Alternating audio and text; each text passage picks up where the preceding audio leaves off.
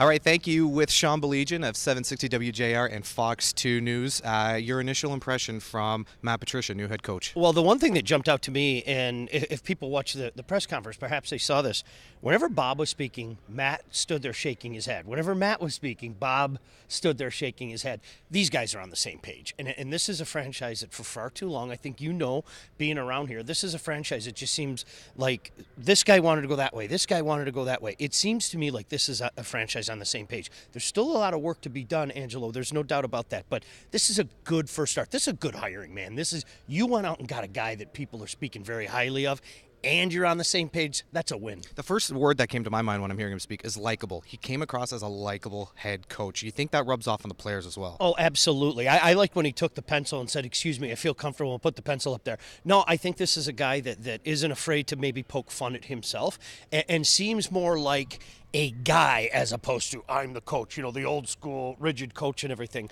The guys swear by him. There's no doubt about that. And I think his acceptance to saying, okay, well, you know what?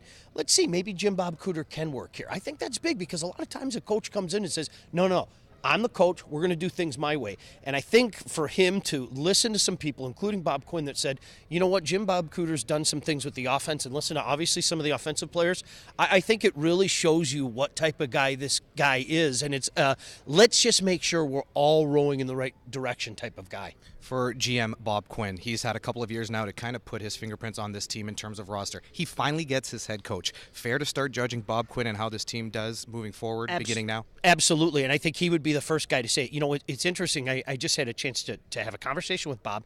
The one thing that I always like that he says, Angelo, is when he talks about the middle class, and they're starting to build that middle class. Now, that's what you win with in the National Football League. You can't go out and just get a slew of top draft choices in a cap league. You can't. So you have to make sure that everybody in the scouting department is on the same page. There's still some holes to fill. I mean, they've got to do defensive line. They've got to do linebacker. There's no doubt about that. And let's see what we have in this offensive line, because we didn't get a chance to see this offensive line as it was designed last year through injury. So absolutely, I think Bob would be the first guy to say it. Okay, starts now. Let's do it. Get you out of here on this. How good can the Detroit Lions be this upcoming season? I think the Lions can be a playoff team this year. I mean, really, you have every year 2 or 3 games that could go in another direction, and they kind of got lucky 2 years ago. Let's be honest. I think they lucked their way to perhaps 9-7.